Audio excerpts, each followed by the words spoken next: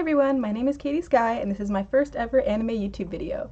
I plan to do this series monthly about obscure anime that I really enjoyed that I don't see a lot of people talking about, and hopefully this video inspires you to go check out the anime for yourself. Thank you so much, and I hope you all enjoy the video. A journey to collect the scattered memories of a princess. 4 souls traveling between dimensions and worlds. So today I want to talk about a manga and anime series that is very close to my heart, and I'm actually surprised I don't see more people talking about it. I tried to keep this review mostly spoiler free, but to talk about this anime I did have to mention some plot points in the story and kind of the first episode massively, so spoiler warning going forward. Tsubasa has an amazing story written by Clamp, a female group of mangaka. They base the 2 main characters off of Shaoran and Sakura from Cardcaptor Sakura. But within the series, they've established a multiverse theory where this was not the same Sakura but a different version of her in a different world. They share the same soul though, because some people believe that doppelgangers all share the same soul. The story follows an older Sakura who is a princess in the desert country she grew up in, and her love interest childhood friend, our boy Shaoran, who is an archaeologist and living a humble life in Cloud Kingdom, where Sakura is the princess of. Sakura is chosen by a fate, however, and one night, due to some magical happenings, Sakura's memories become feathers and are scattered away across all of space and time. I know, stay with me here. It's up to Shaoran and a couple other characters they meet along the way to find all the feathers, each being a separate memory to restore her soul. Body with no heart is just an empty shell. Without those memories, the princess will die. Isn't there anything I can do to help her? The shards of her memory, which have been strewn throughout time and space, must be found and returned. Each feather was a separate memory. Find them all, and you will save her life. I like Tsubasa a lot because it plays with the ideas that memory and soul are linked, but also not. It asks questions like, are we the same person when our memories are gone? And how formulative are our memories to our core being? To travel through the multiverse in space and time, a price must be paid. And for Shaoran, that is no matter how many feathers Shaoran finds and collects for Sakura, Sakura will never fully remember him. Because Shaoran and Sakura are such close friends from childhood, this serves as the emotional punch of the story, as Shaoran's love for her pushes him to do this, even if she never remembers him, because he just purely loves her. It's such a sweet story that ends up taking many twists and turns throughout the journey. I feel like the anime's mistake with this was trying to make a type of monster of the week type scenario where the characters would go to a different world. The manga had gotten away from this idea already, and had been very drastically shifting tones in the Tokyo Revelations arc, which is actually one of my favorite arcs. And this arc wasn't in the anime, it was actually in like an OVA kind of add-on to the anime. And I heard the studio didn't want to continue with the season 2 of the show because of the violent direction it was headed in. The studio did not want to show any blood, and I think that was a massive mistake, as Tsubasa had the potential to be one of the best big shonens of the time. And yes, I said it, and I really do think so. It had the emotional impact, and it also had the fights and the journey, and overall it had an amazing story arc.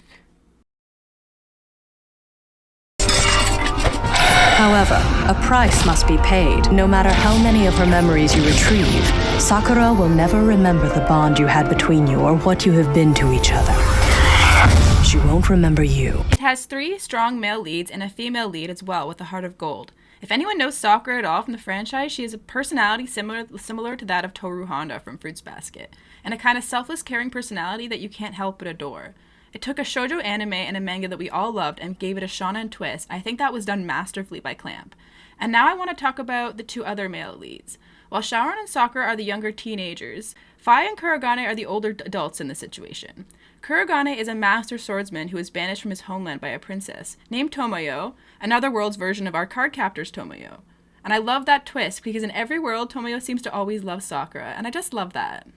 While Kurogane wants to return to his homeland, the other main character in the group, Fai, seems to be running away from his homeland for mysterious reasons that are revealed later on. And then there's also Mokona, their mode of transportation and communication with the dimensional witch, who sends them on their journey. Mokona is a little creature and is actually named after one of the artists and has a link to the dimensional witch, and is also in another series by Clamp called XXX Holic, a spooky horror-style anime that is all about the mysteriousness of life, and I'd also recommend you give that a watch if you're feeling bored. It's also beautifully done, and it's perfect for a spooky night in October. Anyways, getting back to it. In every world the group visits, it's established a new power system and a world structure, which I thought was all very well done.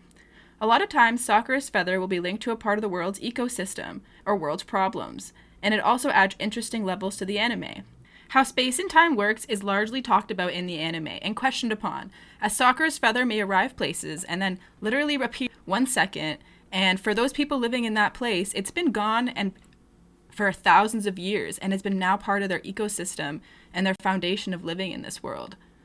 Overall, I think that Clamp made a lot of bold choices with their work. The art style is gorgeous, which I thought wasn't totally replicated in the anime, but they still did a good job. The anime had incredible voice performances from both the English and the Japanese cast, with an amazing musical score. So if anything actually does happen, please keep the music the same. I would love for this show to have a Brotherhood treatment. It totally deserves it. Emotional stakes are so high in this show, and you wouldn't think so, but I'll always remember the exact way I felt when Showan realizes Sakura doesn't and won't remember him. The art style that Clamp uses also uses elongated limbs for the characters, and I really enjoyed it. I really hope this inspires you to maybe check out the series so we can get more love for Tsubasa. It's awesome, and it definitely deserves a Brotherhood treatment like I've said before. Please give it a shot if you haven't. It's awesome. Thanks for listening. She's my best friend.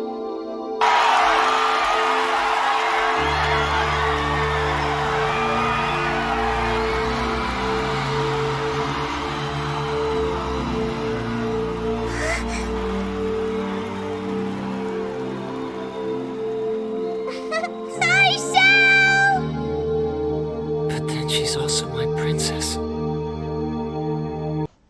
Well, thanks everybody for watching the video, and my name is Katy Skye, and I record YouTube videos every month talking about obscure anime that I personally really like that I don't see a lot of people talking about.